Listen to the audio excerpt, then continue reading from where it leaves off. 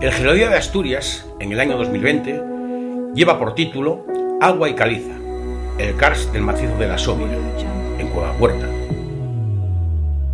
Antes de nada, deberíamos de saber dos cosas. En primer lugar, ¿qué son las calizas, cómo se forman y por qué existen tantas en Asturias?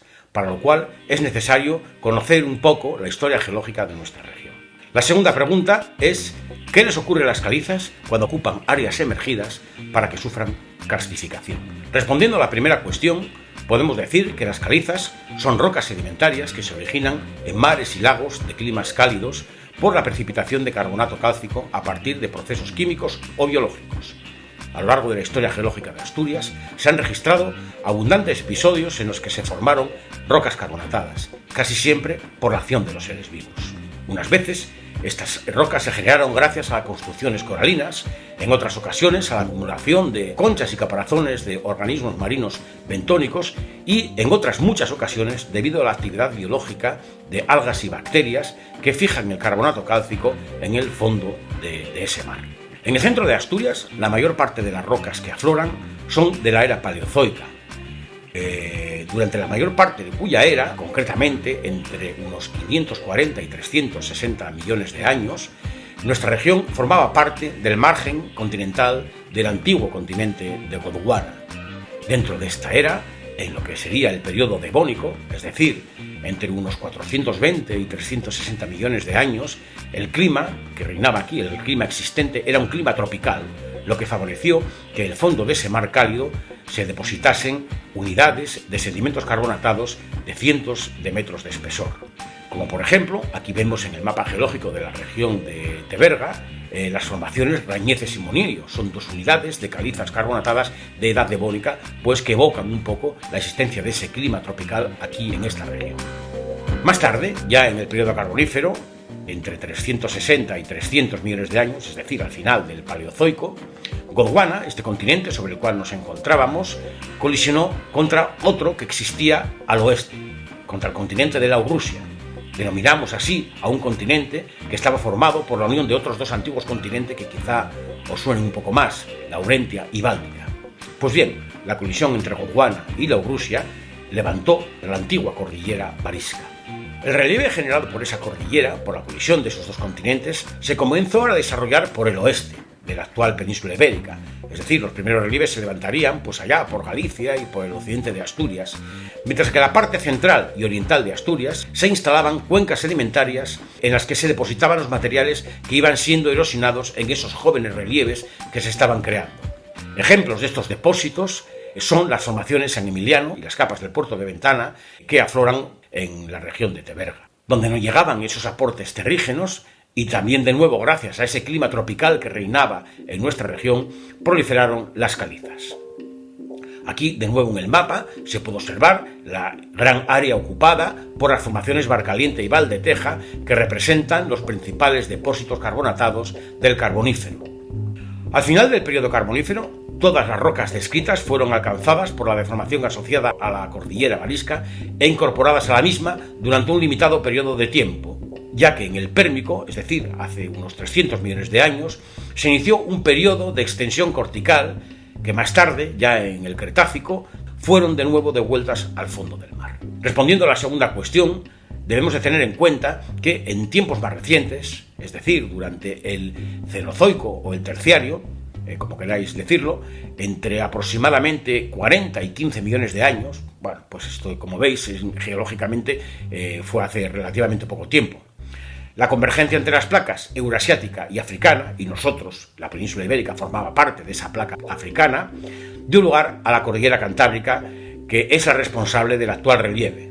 Esta nueva orogenia produjo el levantamiento del fondo marino, de forma que todas esas rocas paleozoicas anteriormente descritas pasaron a formar parte de estos nuevos relieves. Desde que se inició el levantamiento de las montañas cantábricas, estas han sido modeladas por la acción de variados procesos geológicos externos, casi siempre dependientes del clima.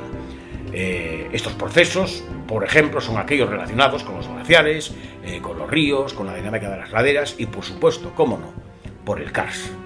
Por lo tanto, la pregunta que corresponde es contestar a esto. ¿Qué es el karst? Para responder, debemos de señalar en primer lugar que las calizas son erosionadas por la acción del agua de lluvia que, en presencia de CO2, disuelve el carbonato cálcico que forma las calizas, provocando de esta forma el desarrollo de cavidades y de diversas formas del modelado superficial. Vamos a ver algunos ejemplos de estas evidencias de disolución. A través de las discontinuidades existentes en las calizas, el agua penetra en su interior y la disuelve, generando una gran variedad de cavidades de diferentes morfologías, tales como simas, galerías o cañones. Aquí en este esquema 3D de Cueva Huerta se pueden ver algunas de estas cavidades que en conjunto, si os fijáis, casi siempre tienen en general un desarrollo preferentemente horizontal. Aquí tenéis una imagen preciosa de estas cavidades. El agua, cuando penetra en ellas, saturada en bicarbonato, produce la precipitación de carbonato cálcico, generando lo que conocemos como espeleotemas, que son formas de diferentes tipos, como pueden ser coladas, estalactitas o estalagmitas. Esta imagen corresponde a una parte interna en la propia Cueva Huerta. Por otro lado, en superficie, abundan lo que se conocen como lapiaces, que son acanaladuras en la roca debido a la disolución producida por el agua. Es lo que los montañeros conocen como canalizos. También en zonas superficiales es frecuente encontrarse con lo que se conocen como dolinas o polges y polges, que son depresiones producidas generalmente por la subsidencia o por el colapso de cavidades existentes en el sustrato. Aquí tenéis esta imagen del macizo de la Asovia, aquí en Teberga, donde la parte de arriba, como veis, está llena de estas depresiones. También el efecto del agua produce que cuando se forman valles, estos no tienen el típico perfil en V, sino que son cañones y desfiladeros profundos con paredes verticales o subverticales. Algo que, en Asturias estamos muy acostumbrados a ver. La Sierra de la Asovia, aquí en Teberga, está constituida por calizas de las formaciones Barcaliente y Valdeteja, donde el desarrollo del karst es espectacular. Cueva Huerta es la mayor cavidad explorada en este macizo. Se sitúa al sur del mismo, al sur del macizo de la Asovia, y en ella se han reconocido más de 23 kilómetros de conductos kársticos. El agua del río Páramo, que sería el que circula al lado de donde se sitúa Cueva Huerta, se infiltra en la cueva por el sur, cerca de la localidad de Páramo, de la localidad del mismo nombre, en el contacto entre las capas del puerto de Ventana y la formación Valdeteja. Ese agua circula subterráneamente a lo largo de casi 2,5 kilómetros y de nuevo sale al exterior por el norte en el contacto entre las formaciones Valdeteja y San Emiliano. El desnivel salvado por el agua a lo largo de todo ese trayecto, desde el punto de filtración hasta la surgencia, es de aproximadamente 280 metros. Para ilustrar todo esto, se proponen en este Geodía hacer 6 paradas, todas ellas situadas en el entorno de Cueva Huerta.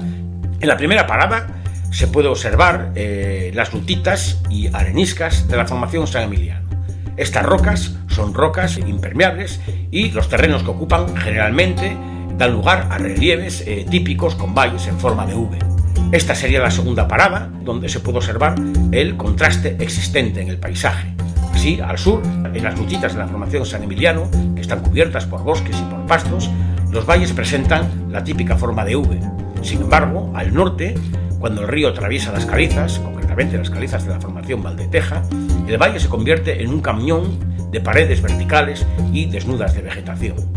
La tercera parada es siempre acercándonos hacia la cueva. En ella se observa una falla subvertical que corta a otra fractura con poca inclinación. En la intersección entre ambas fracturas se reconoce la apertura de una cavidad kárstica que posteriormente fue rellena por coladas, que son espeleotemas de forma laminar, tal y como se observa aquí en la fotografía. La falla subvertical conserva lo que se conoce como espejo de falla, que corresponde a una lámina de calcita que ha crecido durante el movimiento de la falla. Las estrías que se observan en ese espejo de falla indican la dirección del movimiento de la falla, y los escalones que se observan, por ejemplo aquí, informan sobre el sentido de movimiento. Es decir, si observamos estos escalones que descienden hacia la izquierda, se puede decir que el bloque de falla sobre el cual está situado este espejo se ha movido hacia la derecha. La parada 4 ya está situada a la entrada de la cueva, y en ella se observa un afloramiento de capas horizontales constituida por cantos rodados en una matriz arcilloso-arenosa. Estos conglomerados y arenas y arcillas corresponden a un depósito fluvial subterráneo, como lo demuestra la presencia de roof pendants o traducido al castellano podríamos decir colgantes de techo. Estos colgantes de techo, si os fijáis, están situados sobre ese depósito de conglomerados.